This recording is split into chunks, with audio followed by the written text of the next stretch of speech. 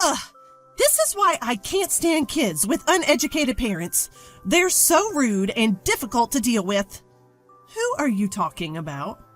Oh, you don't get it unless I spell it out for you? Guess you're not too bright either. I am talking about your mom. She's just pretty and all she does is laugh. That's not true. Poor you, raised by someone so foolish. You can't choose your parents. My name is Emily. I was lovingly raised by my reserved dad, Joseph, and my mom, Anna, who is always kind with a beautiful smile. Dad was often away for work, but I remember having lots of fun with him on his days off. Mom was always there for me, a calming and warm presence in my life. Every day spent with Mom was a comforting experience, a sanctuary for me. I love both my parents very much, and they love me too. Even someone as mild-mannered as me might get genuinely angry if someone disparaged my parents. I had a dream about marriage. Marrying the person I love, combining two warm homes into one. How happy would that be? I'd always fantasize about it.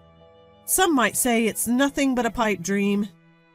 But I had that much confidence in my family. Richard, my current husband, respected my feelings. We met while working a part-time job. He was attending a prestigious university while I was just a high school student going to an ordinary school. We were casual friends at first, but gradually grew closer. I ended up going straight into the workforce after high school while he was still a college student at the time. We were attracted to each other because we had different perspectives stemming from our different environments. About a year into dating, he proposed to me. Our families get along really well, so I'm sure we'll also make a great family. I was really hopeful hearing him say those things. We got married, believing in those words. I had imagined a happy married life, but life isn't always that easy, is it? Little did I know that this decision would throw my life into chaos. Emily, when are you planning on moving in with us? Make up your mind, please. What? Move in together? Before marriage, we lived together in my apartment and continued to do so after. Since we had no kids, I figured we would keep living there. But it seemed that wasn't good enough for my mother-in-law, Rebecca. You're married to my son now. That means living together. Isn't that obvious? Is it? Richard never mentioned anything. You can't figure this out without your husband telling you? Use your brain a bit. I'm sorry. I'll discuss it with Richard and let you know. And just like that, my newlywed life turned into living with my in-laws. I didn't mind living together, but there was some things that bothered me. What is this cleaning? Unbelievable. How can you be so lazy? Did I do something wrong? I tried to be as thorough as possible. I had swept and wiped the floors, even used tape to pick up small dust particles. I removed water stains and dried the wet areas. I even did regular mold removal. What? Can't you see? The ashtray is full of ash! That's from David, who just smoked. I can't handle every instant. Home should be a relaxing place, and you leave a dirty ashtray? It's because you don't respect me that things are like this. I can't believe you're so inconsiderate. It was my father-in-law, David, who was smoking, filling up the ashtray that I had just cleaned. I can't keep up with that. Rebecca just doesn't get it. And what is this food? It's inedible. What kind of upbringing leads to this kind of taste? I think it's pretty average seasoning. What exactly didn't you like? Don't you know without me saying? It's too salty. You're jeopardizing our health. I didn't think it was that salty. I'll be more careful next time.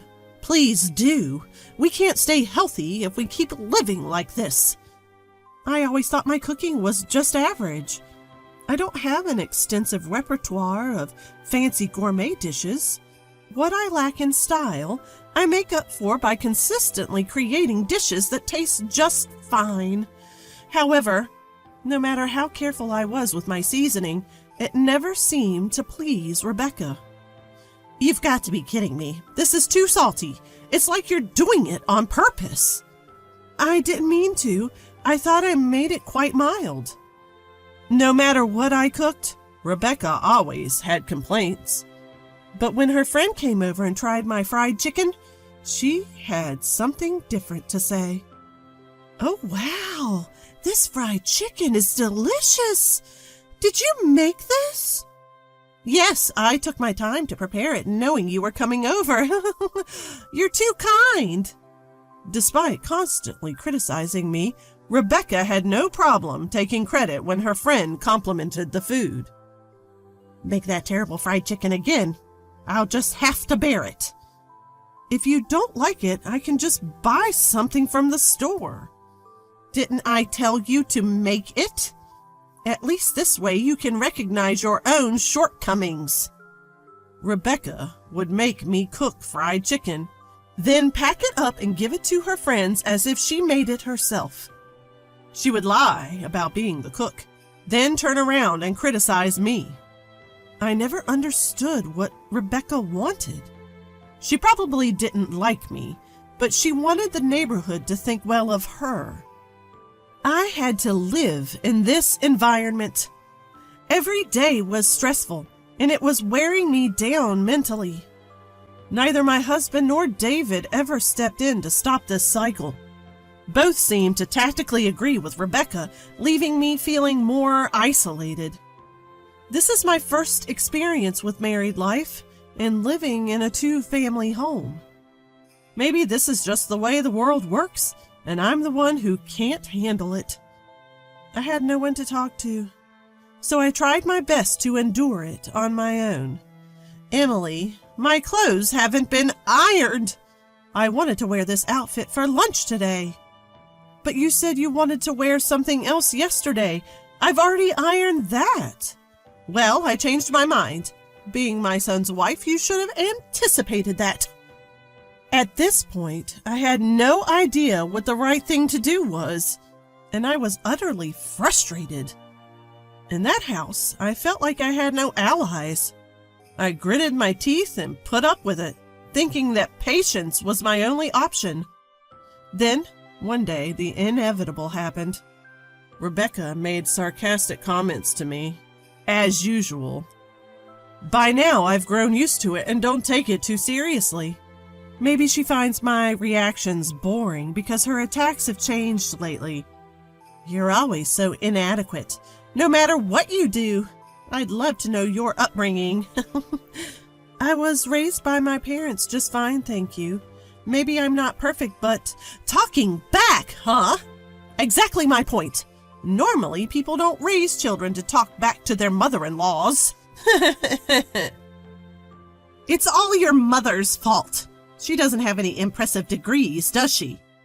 She might not have degrees to flaunt, but that's a different issue. See? Talking back again. That's why you're no good. Your poor upbringing really shows. Enough.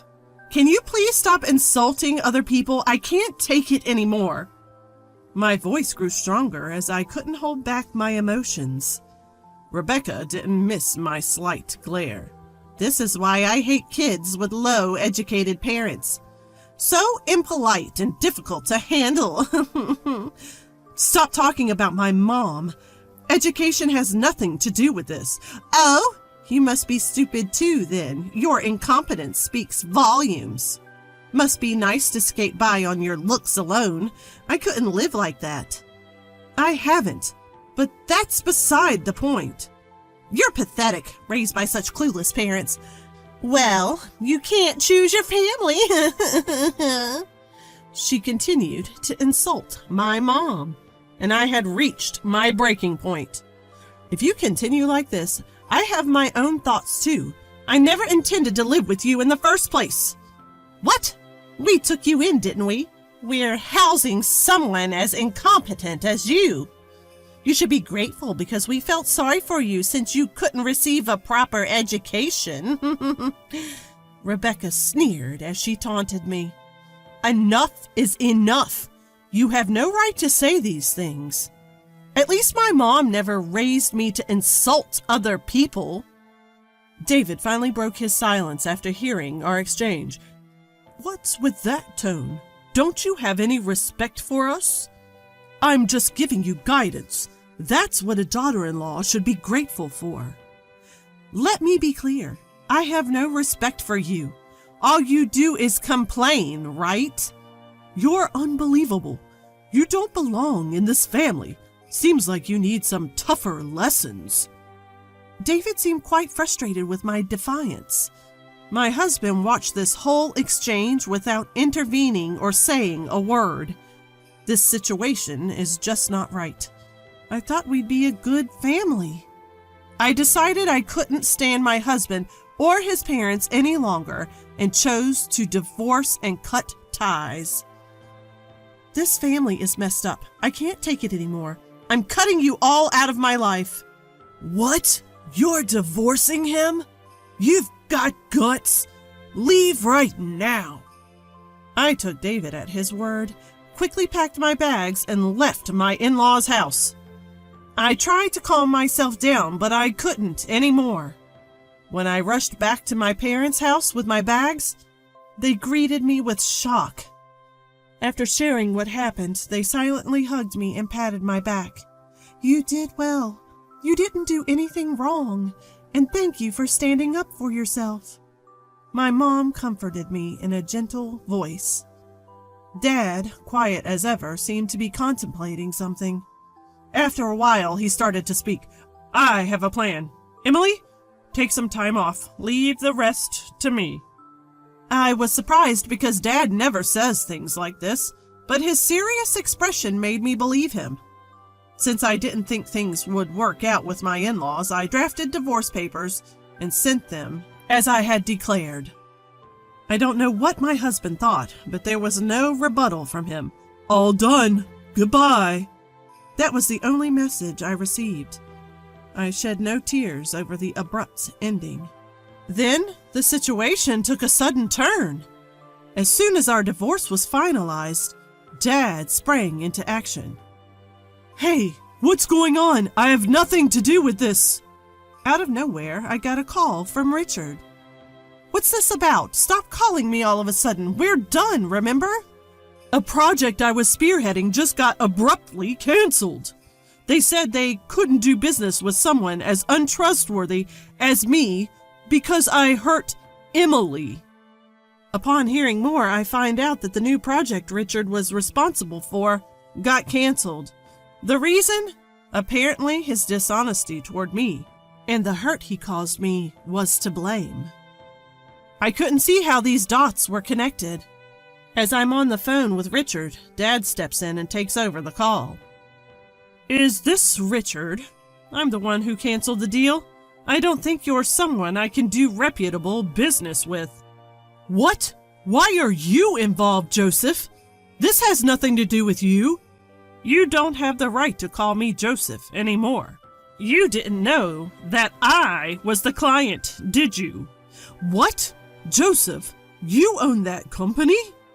Turns out the company Richard was dealing with was actually Dad's company. Dad knew Richard was involved and tried to distance himself as much as possible. But after this incident, he reviewed the work and found it to be pretty sloppy. You're just dumping your work on your subordinates, just like you ignored Emily. That's not true. I heard from my staff that progress isn't being made. It's not realistic to continue business just for the sake of it. Plus, your family even insulted Anna. Treating my precious family with such cruelty is reckless. That's a misunderstanding. Even after the divorce, your mom kept sending snide remarks to Emily. That's concrete proof. This has nothing to do with me. It's what my mom did. How can you mix this up with business? You're not even competent at your job. Plus, you submitted the divorce papers without any hesitation, didn't you? You never protected Emily from the snide remarks your mom made, did you? Dad calmly corners Richard with these points. I might have considered working together if your only issue was incompetence. But I've lost all trust in you and your family. I don't care what your company thinks of me. I won't do business with you. This is unfair. Personal matters are affecting a fair business deal. If you have complaints, go through the company. From now on, I will only communicate with a company representative. With that, Dad hung up the phone. Continuing from where we left off, things took a turn for Richard and his family. Richard's project got officially scrapped. Though he tried to protest the decision, the company reprimanded him for his laziness. Not only did this put a stop to his career progression, but news of his irresponsible behavior spread. The end result? He was transferred to a remote location.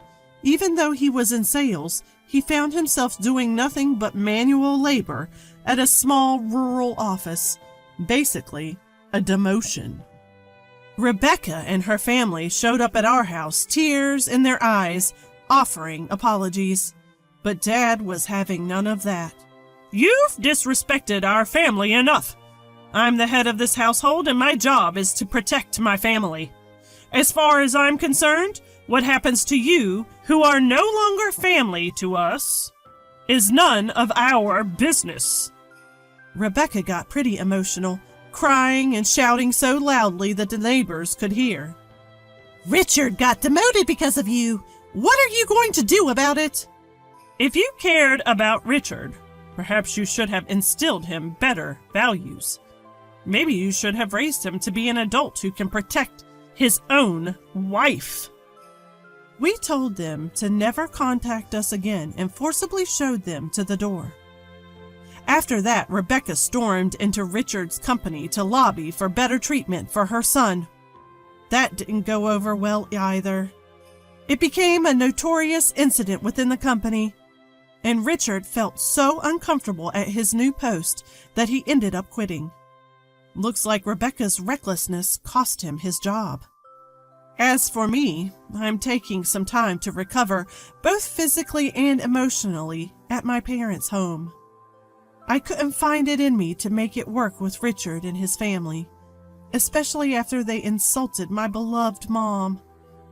For now, I'm totally over the idea of marriage. Instead, I want to focus on showing gratitude to my parents and strengthening our family bonds.